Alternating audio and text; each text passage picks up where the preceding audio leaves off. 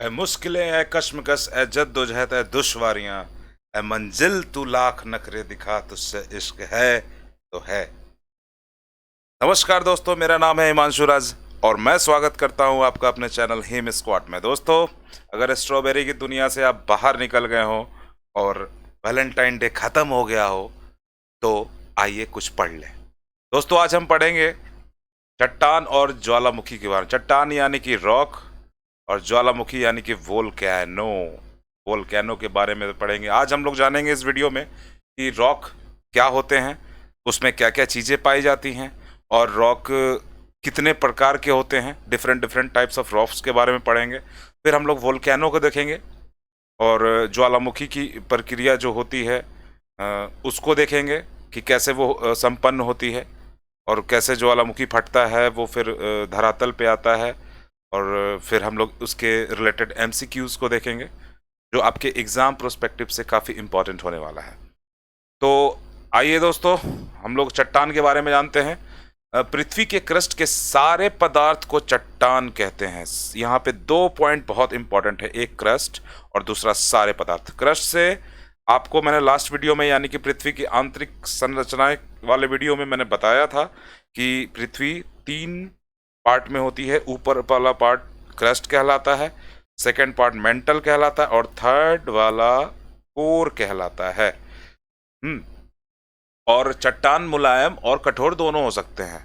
तो एक एक आम सी अवधारणा आपके मन में आती होगी जब भी आप चट्टान के बारे में सुनते होंगे कि ये हमेशा सॉलिड होता है। एक इमेज बनता होगा आपके दिमाग में कि सॉलिड सा कुछ है, उसलिए चट्टान बोलते हैं। लेकिन ऐसा नहीं है दोस्तों। हमारे क्रस्ट पे जो मुलायम सी मिट्टी पाई जाती है वो भी एक चट्टान का ही पार्ट है। तो यहाँ कंफ्यूज मत होना। अगर कभी एग्जाम में पूछ दे कि चट्टान सिर्फ कठोर ही हो सकते हैं तो कभी उसमें हाँ में हाँ नहीं मिला देना।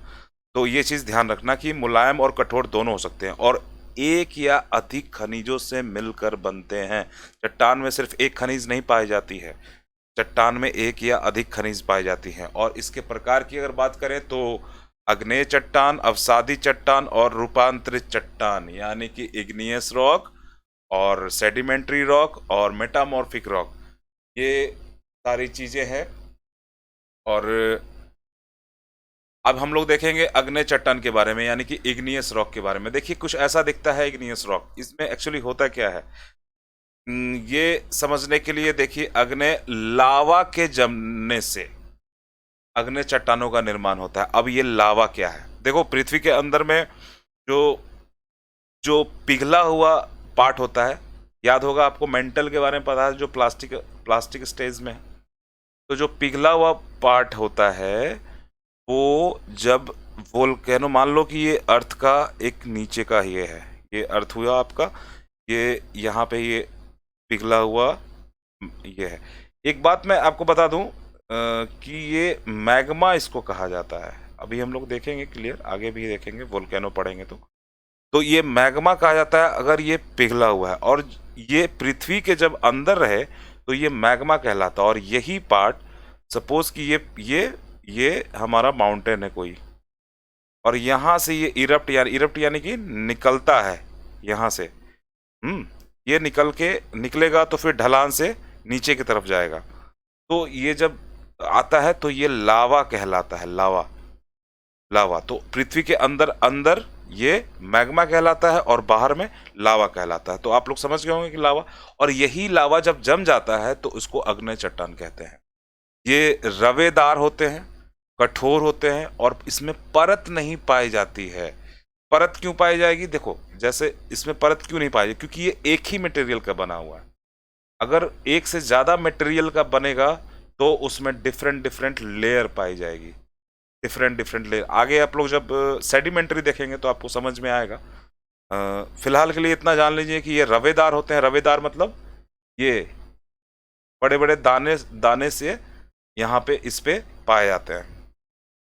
इसमें जीवाश्म नहीं पाया जाता है। ये एक पॉइंट काफ़ी इंपॉर्टेंट है, इसमें कोई जीवाश्म नहीं पाया जाता है क्योंकि जीवाश्म का इससे कोई लेना नहीं। ये डायरेक्ट पृथ्वी के अंदर के मैग्मा के बाहर निकला हुआ मैग्मा जो कि लावा कहलाता है, उसके जमने से बनता है।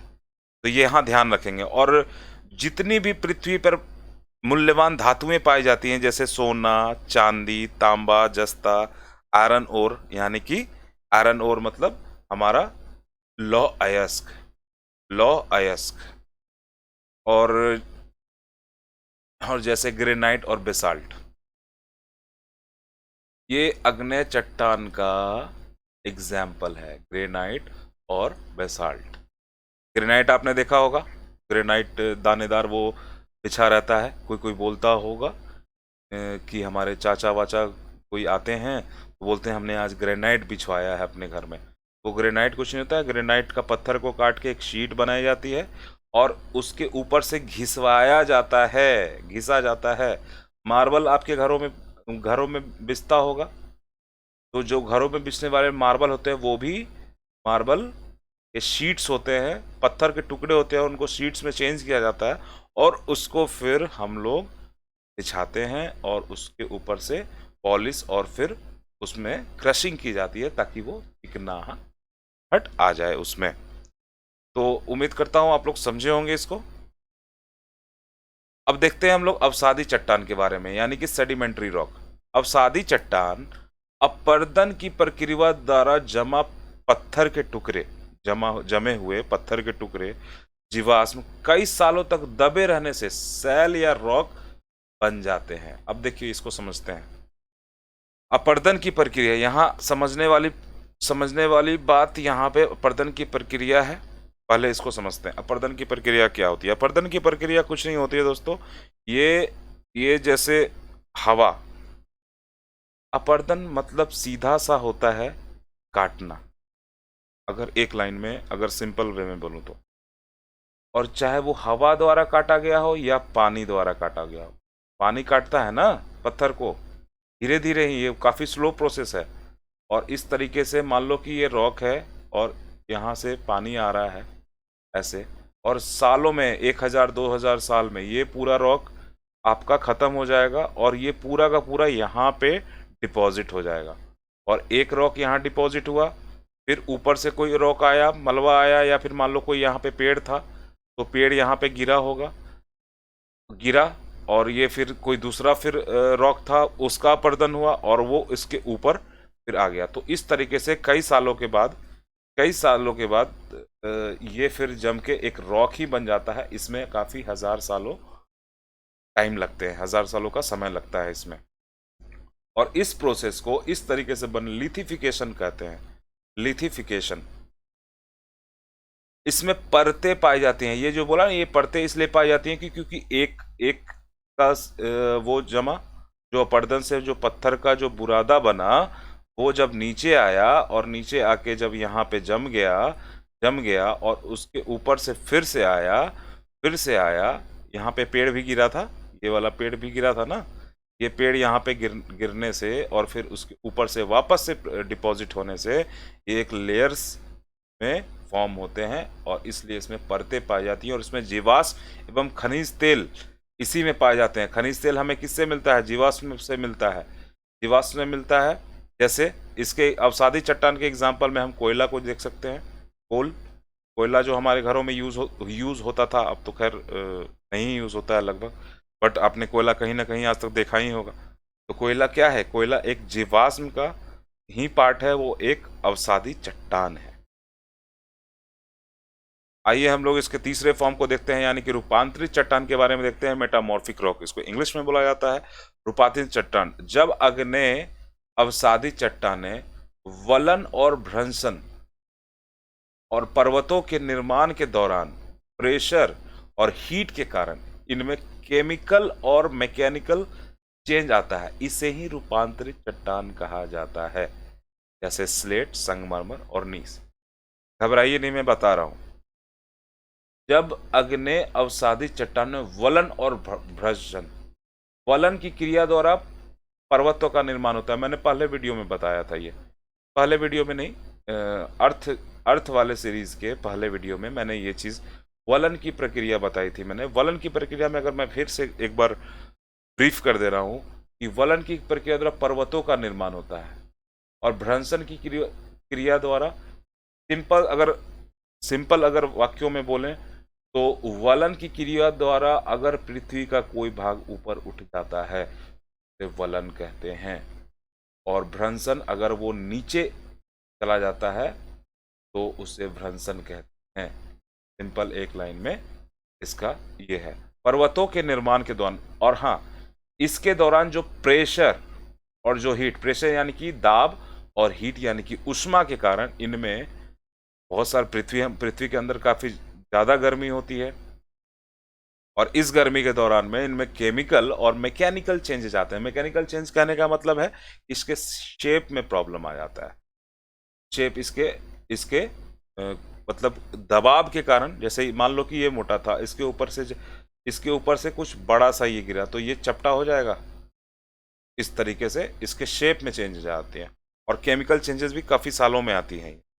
और जैसे स्लेट, संगमरमर जो यूज़ करते हो आप, वो, और नीस। देखो ये कुछ रॉक्स हैं जो आपने देखा होगा, ये आपने कहीं ना कहीं देखा होगा। आइए हम लोग समझते हैं अब ज्वालामुखी की प्रक्रिया को।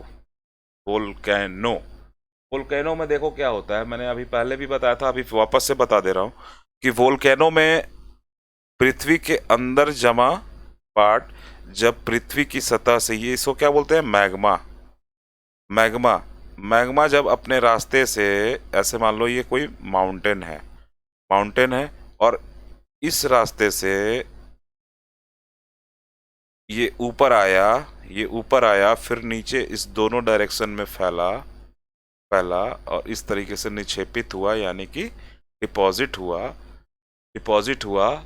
तो ये जितने भी ये बाहर वाला क्या था, ये लावा था, मैग्मा बाहर आ गया लावा के रूप में, और ऐसे आके ये होता है पूरा वोल्केनो का, यानी कि ज्वालामुखी की प्रक्रिया। जब ज्वालामुखी बनते हैं तो इसके इरप्शन पे सबसे ज्यादा क्या निकलती है, ये क्वेश्चन काफी टाइम पूछा गया है दोस्तों, इसे आप रट लेंगे। सबसे ज्यादा निकलता है जलवाष्प, यानी कि हमारा H2O। इसके बाद कार्बन डाइऑक्साइड, नाइट्रोजन और सल्फर डाइऑक्साइड। ये काफ़ी इंपॉर्टेंट है आपके एग्ज़ाम, पीटी एग्ज़ाम के लिए, इसे आप लोग याद कर रखें।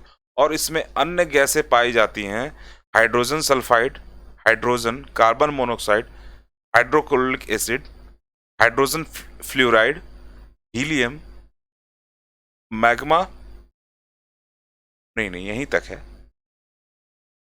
मैग्मा और लावा को अब देखते हैं, मैग्मा और लावा।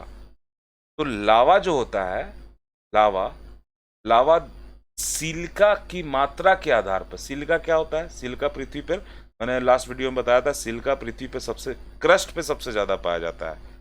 क्रस्ट पे सबसे ज्यादा क्या पाया जाता है, सिलिका। तो सिलिका की मात्रा के आधार पर इसको डिवाइड किया जाता है। लावा को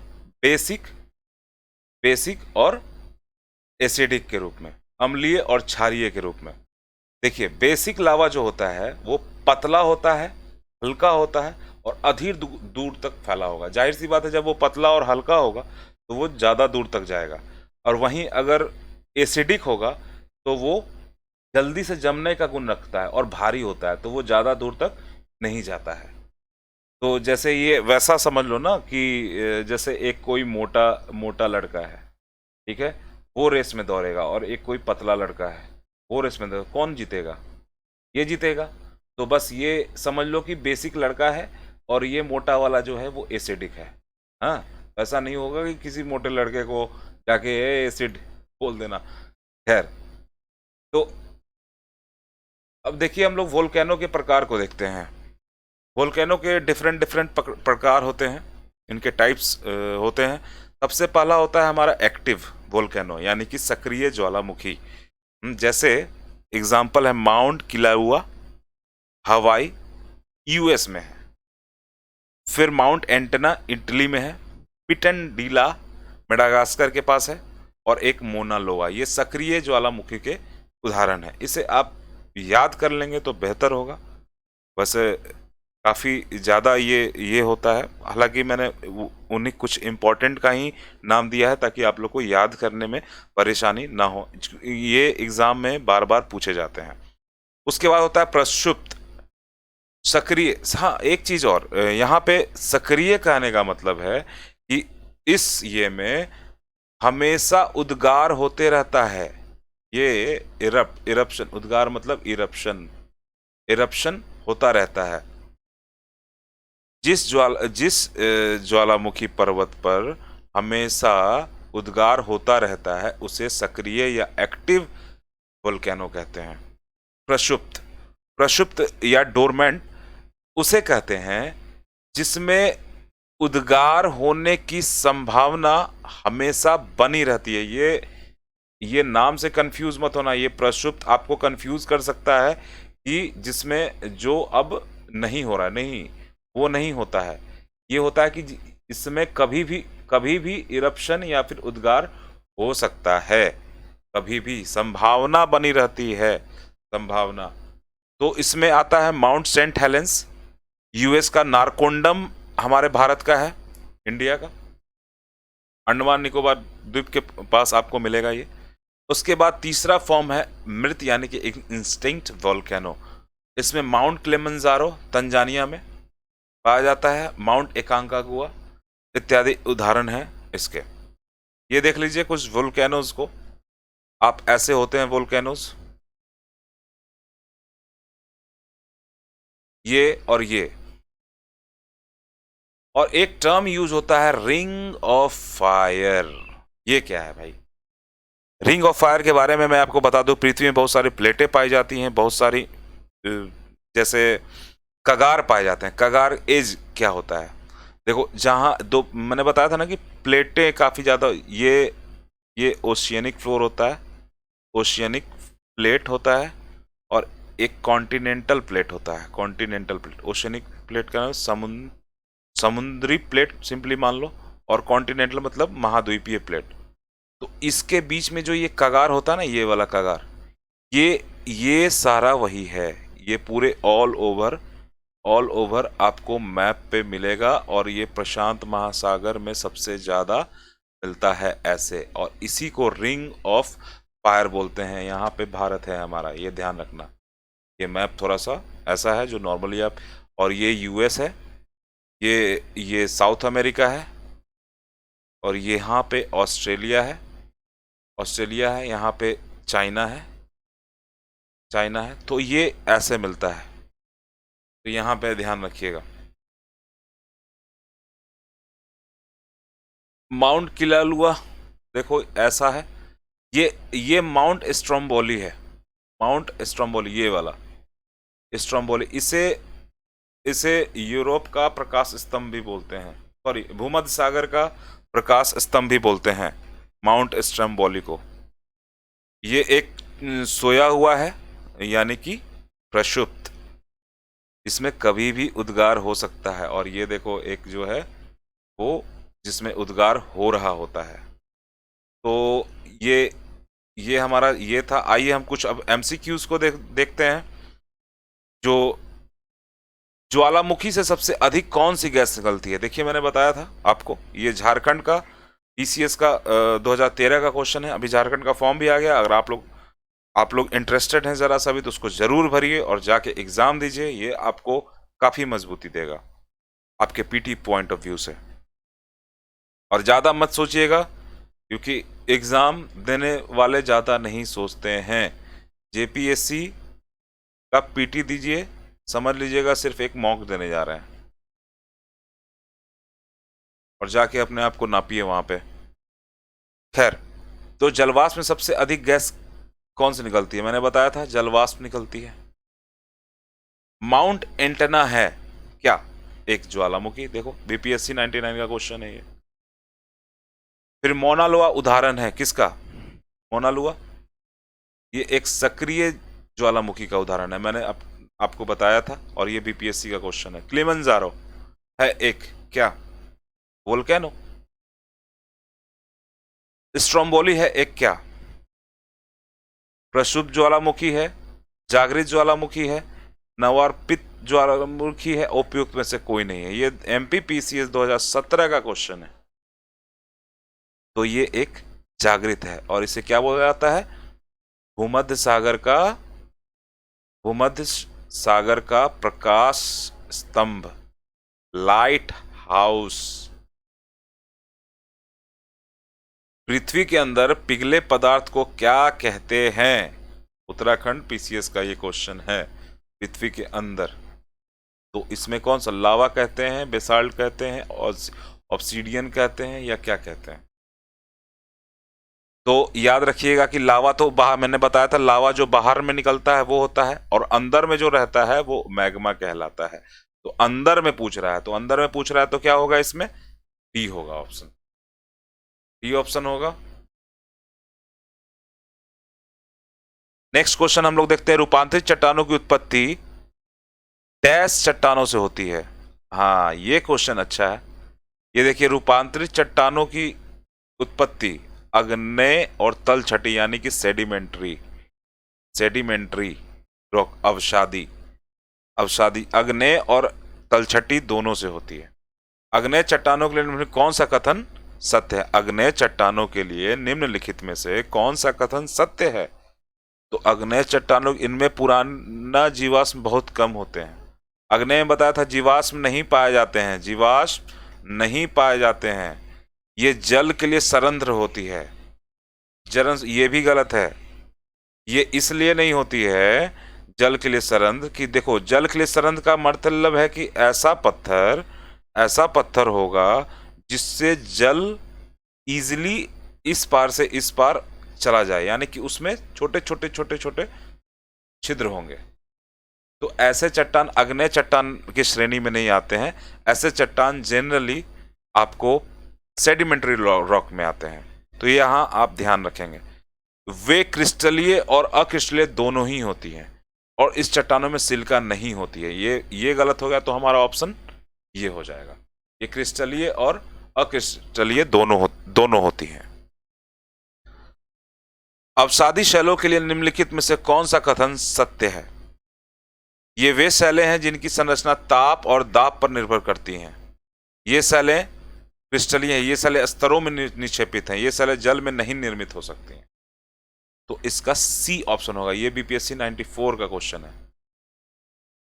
ये अवसादी यानी कि सेडिमेंट्री के बारे में है, और स्तरों में होने वाला ये सिर्फ सेडिमेंट्री रॉक ही है, जो स्तरों में होता है, जिसमें बहुत सारे लेयर्स पाए जाते हैं। अधोलिखित यानी कि नीचे लिखी हुई कौन सी चट्टान जीवाश्म नहीं पाए जाते हैं? अब आप बताइए कि जीवाश्म किसमें नहीं पाया? ये झारखंड 2013 का क्वेश्चन है। तो यहां शेल, बलुआ पत्थर, ये ग्रेनाइट क्या है? ग्रेनाइट आग्नेय चट्टान की श्रेणी में आता है। आग्नेय चट्टान, और आग्नेय चट्टान में जीवाश्म नहीं पाए जाते हैं।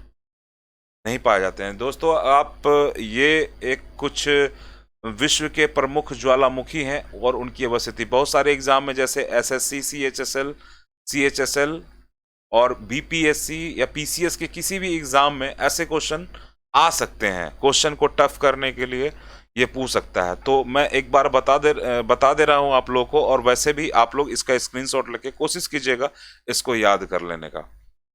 माउंट किनाबालू मलेशिया में है, अलबुर्ज ईरान में है, कोलिमा मैक्सिको में है, माउंट रेनियर संयुक्त राज्य अमेरिका में है, माउंट ताल फिलीपींस में है, विसुवियस इटली में है, कैटोपैक्सी इक्वाडोर में है, पोपो कैटिपेटल मैक्सिको में है, माउंट कैमरून में है, माउंट शस्ता ये संयुक्त राज्य अमेरिका में है यानी कि US में है, माउंट पिनाटुबो फिलीपींस में है, मेयान फिलीपींस में है, माउंट सिनाबुंग इंडोनेशिया में है, सबनकाया पेरू में है, माउंट एटना इटली में है, माउंट मेरापी इंडोनेशिया में है, पेरिकुटिन मैक्सिको में है, माउंट येरिबस अंटार्कटिका में है, किलायू हवाई द्वीप पर है, सेंट हेलेंस संयुक्त राज्य अमेरिका में है, मोनालोआ हवाई आइलैंड संयुक्त राज्य अमेरिका के पास है, क्रेकाटाओ इंडोनेशिया में है, चिम्बराजो इक्वाडोर में है, दामवंद ईरान में है, कोह सुल्तान पाकिस्तान में है, और विल्लारिका चिली में है। दोस्तों, वैसे तो ये याद वाद हुआ नहीं होगा, आप एक काम कीजिएगा, बार बार सुनिए और वीडियो को पॉज करके स्क्रीनशॉट लेके इसको लिख के याद करने की कोशिश, ये इम्पोर्टेंट है। किस माध्यम से आप याद कर रहे हैं ये इम्पोर्टेंट नहीं है, सुन के, लिख के, पढ़ के याद होना इम्पोर्टेंट है। तो ये चीज़ ध्यान रखिएगा। थैंक्स फॉर वॉचिंग दोस्तों। और आप मेरे इस प्रयास को कैसा लग रहा है आपको मेरा ये प्रयास, और अगर थोड़ा भी अच्छा लग रहा है तो लाइक और सब्सक्राइब करना ना भूलें। और आप हमसे टेलीग्राम से भी जुड़ सकते हैं। टेलीग्राम पे आपको हिम स्क्वाड टाइप करना है और आप इससे जुड़कर कोई भी इस चैनल से रिलेटेड आप लेटेस्ट इन्फॉर्मेशन वहाँ पे पा सकते हैं। तो धन्यवाद दोस्तों, हम लोग मिलेंगे अपने अगले वीडियो में। मैं हिमांशु राज आपसे विदा लेता हूँ। नमस्कार।